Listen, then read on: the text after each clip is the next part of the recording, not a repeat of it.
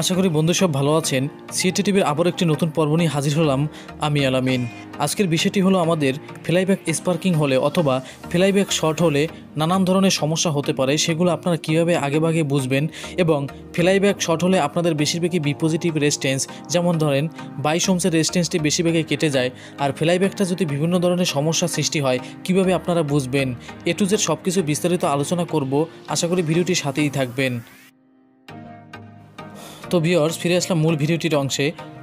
প্রথমেই আপনারা যে বিষয়টি সেটা হলো সিরিজ লাইনে আপনারা দিবেন। দেওয়ার পর দেখবেন ফ্লাইব্যাকের নিচ থেকে আপনাদের কোনো স্পার্কিং হচ্ছে কিনা বা চোখে দেখা যায় কিনা, অথবা আপনাদের কোনো রকমের ঘেরান আসে কিনা, যে দ্বারা আপনারা বুঝতে পারেন ইলেকট্রনিক্সের পার্টস আমাদের যদি পুড়ে যায় সেটা কিন্তু নিমিষেই বোঝা যায়। তো আমরা এখন বর্তমানে ফ্লাইব্যাকটি খোলার চেষ্টা করলাম কাট করে, যেহেতু ভিডিওটির সম্পূর্ণ বড় হয়ে যাবে। দেখতে পাচ্ছেন নিচ থেকে আমাদের স্পার্কিং হয়েছিল, যেটা আমরা চোখে দেখা যায় না, তবে আমাদের চিনচিন করে শব্দ আসছিল। তো চিনচিন করে যদি শব্দ আসে অথবা কোনো দুর্গন্ধ আসে তাহলে বুঝতে হবে ফ্লাইব্যাকটি শর্ট হয়ে পুড়ে গেছে। তো দেখতে পাচ্ছেন আমরা এখান থেকে হিটের ভোল্টেজের যে লাইনটা সেটা কিন্তু আমাদের পুড়ে গেছে। এটা হলো আমাদের একটি 10-10 ফ্লাইব্যাক, তো কমন একটি ফ্লাইব্যাক। তো এই ফ্লাইব্যাকটা যেহেতু আমাদের এই সমস্যাটি হলো, এখন আমরা এখানে কিছু টিপস আছে। যেমন ফ্লাইব্যাক যদি শর্ট হয়ে যায় প্রথমে আমাদের ভোল্টেজ কিন্তু বসে যাবে, এবং যদি শর্ট হয়ে যায় তাহলে স্পার্কিং হবে অথবা চিনচিন করে শব্দ আসবে, তাহলে আপনারা বুঝতে পারবেন যে আমাদের ফ্লাইব্যাকটি শর্ট রয়েছে। তো এখানে আমরা এখন পরিষ্কার করে পোড়াটারে পরিষ্কার করে আমরা একটা নতুন ফ্লাইব্যাক লাগাবো। আর ফ্লাইব্যাক লাগানোর আগে যে বিষয়টি সেগুলো আপনারা নজর রাখবেন, কারণ ফ্লাইব্যাক আবারও কিন্তু যেতে পারে। দেখতে পাচ্ছেন এখানে আমাদের প্রিন্টও কিন্তু ক্ষতিগ্রস্ত হয়েছে। তো এখানে যদি আমাদের ফ্লাইব্যাক যায় তাহলে আমাদের ধরে নিতে হবে যে আউটপুট ট্রানজিস্টরটিও কিন্তু আমাদের শর্ট থাকতে পারে। তো আউটপুট ট্রানজিস্টরটি শর্ট থাকতে পারে, এই জন্য আউটপুটটা আপনারা খুলে মেপে নেবেন, অগ্রিম আপনারা মেপে নেবেন। এটা মেপে নেওয়া ভালো, না হলে আবারও দেখা গেছে অন্য একটা সমস্যা হবে। যেহেতু আমাদের এখানে একটি রেজিস্ট্যান্স আছে বিপজিটিভ, এটাও আপনারা খুলে ভালোভাবে পরীক্ষা করে নেবেন। এগুলো আসলে পরীক্ষা করে নিলে হয় কি, যেমন ফ্লাইব্যাক যদি আপনাদের শর্ট হয় তাহলে কিন্তু বিপজিটিভে ভোল্টেজের রেজিস্ট্যান্স সেটা কিন্তু ক্ষতিগ্রস্ত হবে, এবং আউটপুট ট্রানজিস্টর পাশাপাশি অন্য ভোল্টেজ আমাদের ক্ষতিগ্রস্ত হবে। তো এখানে আমরা আবার একটি 10-10 ফ্লাইব্যাক লাগিয়ে দিব।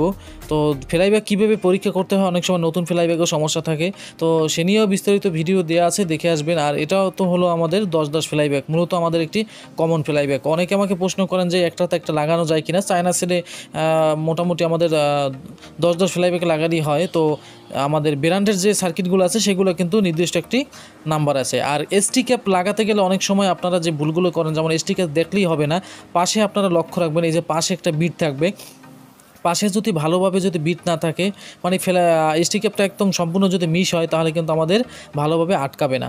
তো এটা নতুন এসটি ক্যাপ আপনারা লাগাবেন। আর এসটি ক্যাপে প্রায় আমাদের এরকম সমস্যা দেখা যায় যে ভিতর থেকে আমাদের কোনো রকমের ফাটা রয়েছে।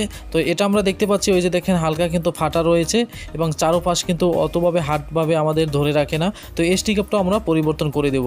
তো দেখতে পাচ্ছেন ওই যে হালকা একটু ফাটা দেখা যায়। তো এই হালকা ফাটার জন্য আমাদের চিনচিন শব্দ, এরকম শব্দ সৃষ্টি হতে পারে। তো চলুন এখন আমরা ফ্লাইব্যাকটি লাগিয়ে তারপর আবার ফিরছি। তো বন্ধুরা, আমরা এখন ফ্লাইব্যাকটি লাগিয়ে নিয়েছি। তো নতুন ফ্লাইব্যাকটি লাগানোর পর দেখতে পাচ্ছেন সুন্দরভাবে সোল্ডারিং করেছে, আপনারা সুন্দরভাবে সোল্ডারিং করে নেবেন। তো এখন আমরা এখানে যে বিষয়টি, এসটি ক্যাপ লাগানোর আগে আপনাদের এখানে এই পেজগুলো ব্যবহার করতে হবে।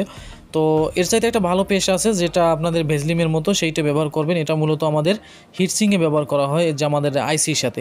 তো যেহেতু আমার কাছে এখন বর্তমানে নেই, এখন আমরা এসটি ক্যাপটা ওখানে লাগিয়ে দিব। আমাদের নতুন ক্যাপে আমাদের একটা কথা মনে রাখবেন, নতুন যাদের ক্যাপ আছে তাদের কিন্তু কোনো রকমের পেস্টের প্রয়োজন হয় না। যাদের এসটি ক্যাপ পুরাতন হবে অথবা অনেক বয়স বা পাশগুলো খেয়ে গেছে, হার্ডভাবে ধরে রাখে না, তখন কিন্তু আপনারা এরকম পেস্ট ব্যবহার করতে পারেন। যেহেতু আমার এটা নতুন, আমাদের পেস্ট ব্যবহার করা লাগবে না। তো কিভাবে লাগাবেন দেখাচ্ছি। তো এক হাতে ক্যামেরা, সেই জন্য সমস্যা হচ্ছে ভিউয়ার্স। দেখতে পাচ্ছেন আমরা এরকম পিন দুইটা ভিতরে দেওয়ার পর এরকম সুন্দরভাবে লাগিয়ে দেব, এবং হাতের নাড়াচাড়া করে সুন্দরভাবে লাগিয়ে দেব, যেহেতু আমাদের এখানে লুজ না থাকে। তো এখানে যেহেতু আমাদের 33,000 ভোল্টেজ কিন্তু আদান প্রদান হয়, অবশ্যই এটা ভালোভাবে লাগিয়ে দিবেন। এরপর আমরা উপরের যে পাশ থেকে আমরা ভালোভাবে পেস্ট নিয়ে আবার পাশে আবার লাগিয়ে দিব। তো লাগানোর পর আমরা লাইনটি দেব, দেখব আমাদের টিভিটি রান হয়েছে কিনা। তো এর ফাঁকে একটি কথা না বললেই নয়, অনেকেই আছেন ভিডিও টেনে টেনে দেখেন এবং অনেকে আছেন ভিডিও দেখেন বাট লাইক দেন না। তো বেশি বেশি আমাকে লাইক কমেন্ট করে উৎসাহিত করবেন, কারণ আমি প্রতিদিনই কিন্তু খুবই ব্যস্ততার মধ্যেও আপনাদের ফোন ধরার চেষ্টা করি এবং প্রতিদিন আমি ভিডিও দেই। সব কিছু আমার নাম্বার দেওয়া আছে, যখন খুশি তখন ফোন দিতে পারবেন। মাঝে মাঝে আমি হয়তো ধরতে পারি না বিভিন্ন ব্যস্ততার কারণে, তবে পরবর্তীতে আপনাদের কিন্তু মিস কল দিয়ে বা কল দিয়ে আপনাদের কিন্তু আমি আবার ফোন দেওয়ার চেষ্টা করি। তো আমাকে সবসময় ফোন দিবেন, ব্যস্ত থাকলে কেটে দিব, তখন আপনারা বুঝবেন যে আমি ব্যস্ত আছি। যাই হোক, আমরা এখন লাইনটি দিব। লাইনটি দেওয়ার পর দেখব আমাদের স্ক্রিনে ছবিটি আসে কিনা। তো চলুন, আমাদের ছবিটি যদি আসে, আমাদের পিকচারটি যদি আসে বা পাওয়ার সেকশন লোড নেয়, তাহলে কিন্তু আমাদের সিরিজটি কিন্তু হালকা জ্বলে উঠবে।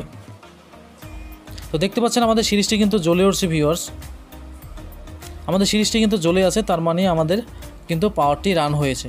তো এখন আমরা দেখব পিকচারটি অন হয়েছে কিনা। তো পিকচারে লাইট আসে কিনা আমরা একটু অপেক্ষা করি। তো বন্ধুরা দেখতে পাচ্ছেন আমাদের পিকচার কিন্তু এসে পড়ছে এবং টিভিটি কিন্তু রান হয়েছে। তো এইভাবেই আপনারা সমস্যার সমাধান করবেন, কীভাবে ফ্লাইব্যাক লাগাবেন আজকে দেখালাম, এবং ফ্লাইব্যাকটি খারাপ হলে কীভাবে বুঝবেন। ভিডিওটি ভালো লাগলে অবশ্যই লাইক কমেন্ট করতে ভুলবেন না, বেশি বেশি আমাকে উৎসাহিত করবেন এবং সামনে নতুন নতুন ভিডিও পাবেন, তাই অবশ্যই আপনাদের লাইক কমেন্ট করে মতামত জানাবেন। ধন্যবাদ কষ্ট করে ভিডিওটি দেখার জন্য।